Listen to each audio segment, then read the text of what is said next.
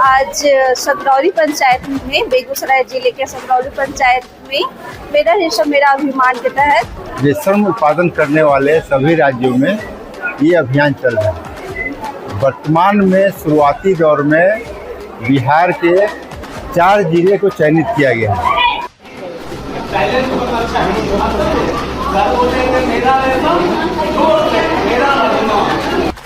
मेरा रेशम मेरा अभिमान अभियान के अंतर्गत एरी रेशम पर प्रशिक्षण।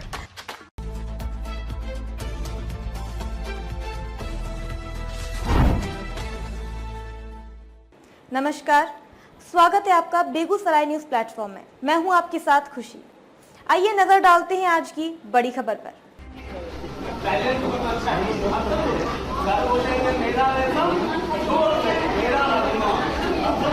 मेरा रेशम मेरा रेशम मेरा रेशम।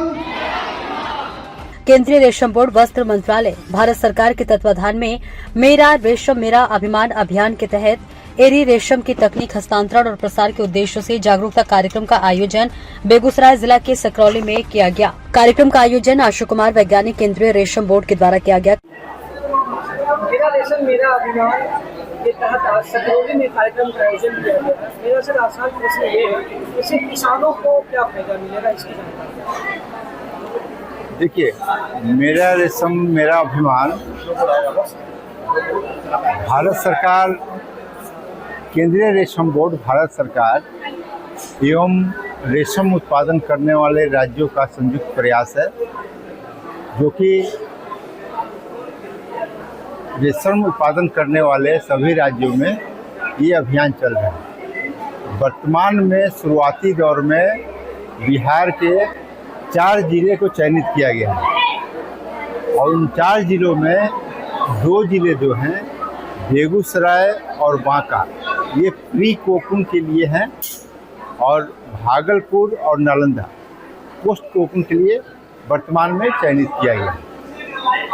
ऐसा है कि रेशम उत्पादन होता था, हर जगह होता है, लेकिन लोगों के बीच में ये रेशम इतना महत्वपूर्ण है और इतना डिलाइटफुल उत्पादन है और इससे जुड़े हुए लोगों को इस बारे में अवगत कराना, ये उत्पादन एक गर्व की बात है उनके लिए, उनके गांव के लिए, उनके शहर के लिए और देश के लिए भी गर्व की बात है, जो कि उनके बीच में ये नहीं पहुंचा था।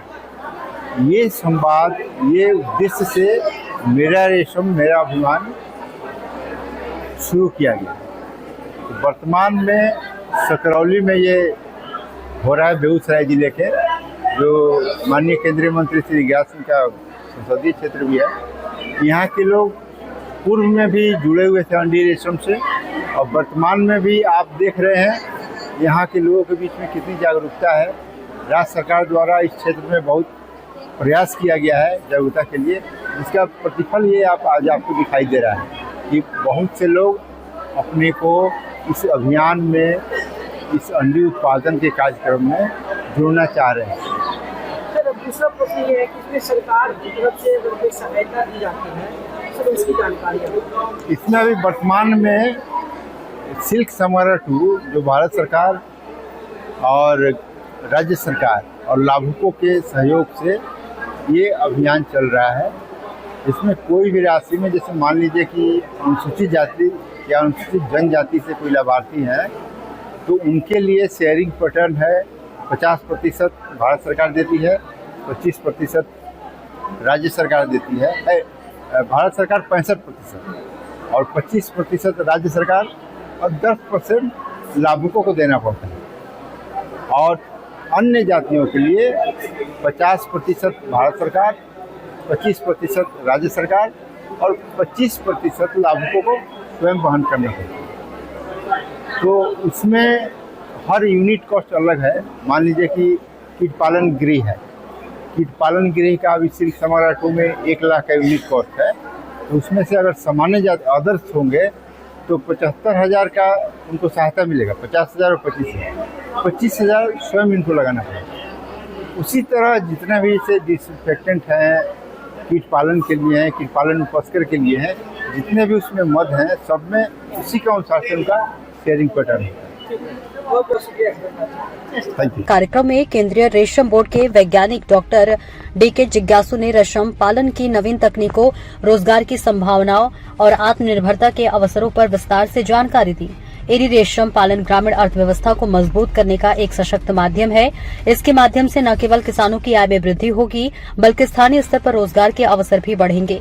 कार्यक्रम में बड़ी संख्या में किसानों, ग्रामीणों और उद्यमियों ने भाग लिया और रेशम पालन से जुड़े आधुनिक तकनीकी पहलुओं को समझा। आयोजकों ने बताया कि भविष्य में इस तरह के कार्यक्रम लगातार आयोजित किए जाते रहेंगे ताकि अधिक से अधिक लोग इससे लाभ उठा सकें। मेरा रेशम मेरा अभिमान के अंतर्गत आज कार्यक्रम सकरौली में आयोजित की गई है और इसमें तमाम महिलाओं ने बढ़ चढ़ कर हिस्सा लिया है। मैडम क्या कहिएगा? नमस्कार। आज सकरौली पंचायत में, बेगूसराय जिले के सकरौली पंचायत में मेरा रेशम मेरा अभिमान के तहत एक प्रशिक्षण कार्यक्रम का आयोजन किया गया। इसमें महिलाओं ने बढ़ चढ़ कर पार्टिसिपेट किया। इसे काफ़ी सकारात्मक और पॉजिटिव मैसेज आता है कि वो जागरूक हो रही है और इन नई चीज़ें को बहुत अच्छे तरीके से आत्मसात कर रही है, आगे बढ़ने के लिए तत्पर है। बेगूसराय के चेरिया बरियारपुर से बेगूसराय न्यूज प्लेटफॉर्म के लिए दिवाकर कुमार की रिपोर्ट।